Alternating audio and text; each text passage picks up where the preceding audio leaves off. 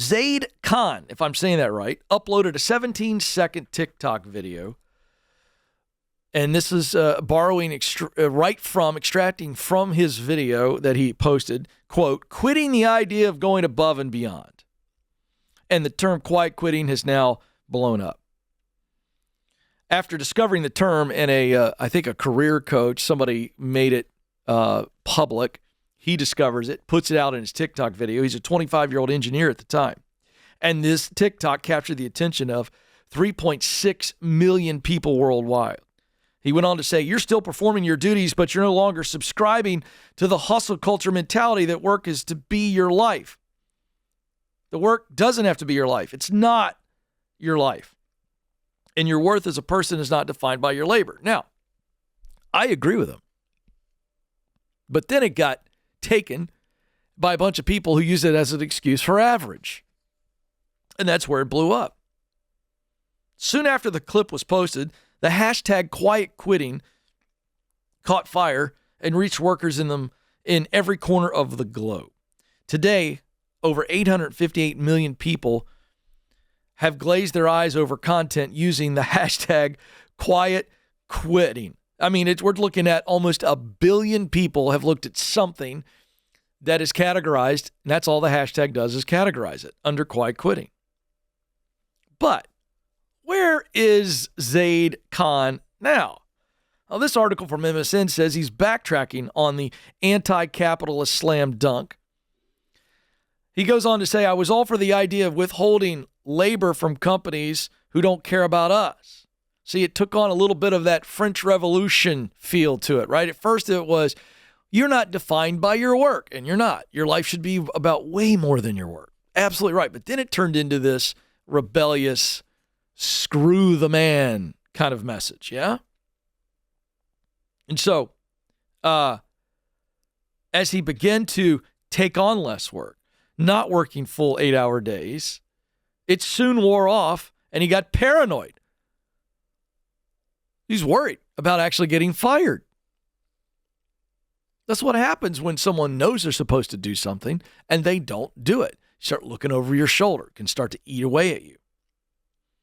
Then his teammates started raising suspicion about how much work he was doing. Of course, everybody's looking. Everybody's watching. It was then he realized, what am I actually doing with my life? I need to come up with an actual plan instead of go to a job that has no meaning and no future. Yeah, downshift, sure. But when you downshift into nothing, the heart begins to go, psst, hey, well, what are we doing? And this is what happened to him. So he left his job. He then says, it wasn't until I made the decision to actually leave my job that I felt this enormous weight lifted off my shoulders. It's a decision that I wish more people could make because I do think life is too short to be dissatisfied wherever you are, because the reality is work does consume so many hours of our lives. That's why I do the show. That right there is to have people come to that realization and then say, okay, I can forge a path forward. There is a unique path for me. He says it so beautifully. I do think life is too short to be dissatisfied wherever you are. Because the reality is work does consume so many hours of our lives. So here's a young guy who goes, you know what? I got to move on.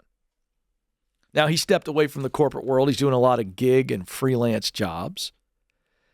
And he now says, I don't want to be tied to the quiet quitting movement. This is the OG right here. This is the guy that put it out. He's going, I don't want to be tied to this. Why? Because he now sees that there can be tremendous meaning in work.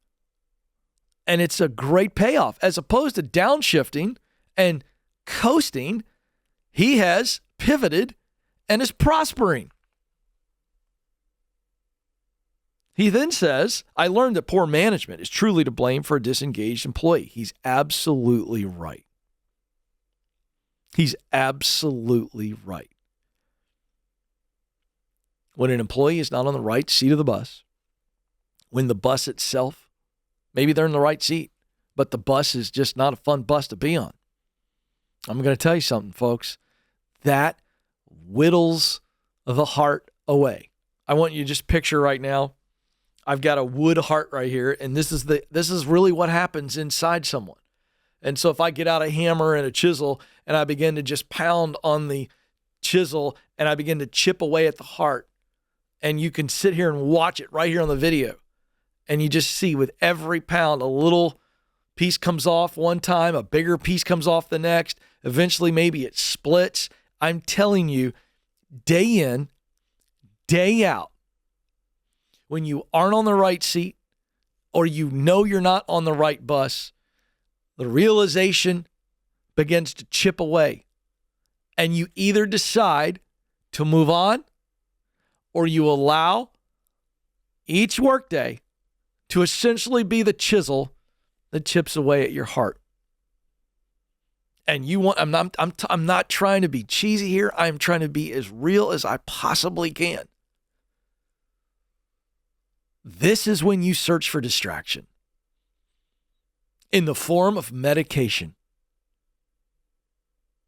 You medicate drugs, alcohol, sex, any number of addictions, gambling, spending.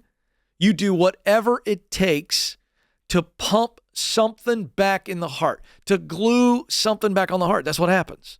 And so here it is. The guy who came up with the phrase, the actual TikTok that blew up Quiet Quitting, he's now going, hey, I realize it's about management. If you don't feel like you're part of a team or in some sense connected to your work, you're going to be alienated.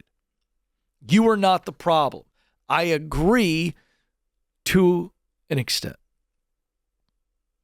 You are not the problem that you're on the wrong bus in the sense that you got on, they told you it was going to be a great ride, and the culture's horrible. You didn't create that. It's not your problem. You aren't the problem as it relates to someone hired you, put you in a seat on the bus that may be not a good fit. But you are the problem if you choose to stay after you realize it. You may have made a mistake. You made a poor judgment call getting on this bus or allowing yourself to say yes to that seat. You have a role in it, but you don't become the problem unless you choose to stay. If you choose to stay, you can't be resentful anymore. That's not on them. That's on you. If you know you're not in the right place, you're not in the right seat, and you bring it up and they won't do anything about it, you've done your part. You cannot control that. What you can control is what you decide to do with this new reality. So you aren't the problem, but you are the solution. And to the extent that you don't become the solution, now you are the problem.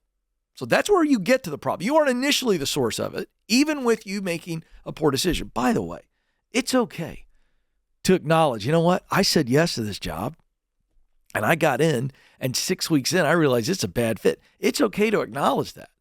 But so many people are afraid to acknowledge that because if they feel they acknowledge it, they have to do something about it. And I'm just telling you, why would you continue to just keep going through a mistake? Why? It makes it worse. You're compounding the problem as opposed to going, well, I blew it here. Let me take my loss here and walk. So, pretty interesting stuff. Quiet quitting always leads to loud quitting. And it's loud for everybody, your heart and for everybody you left behind.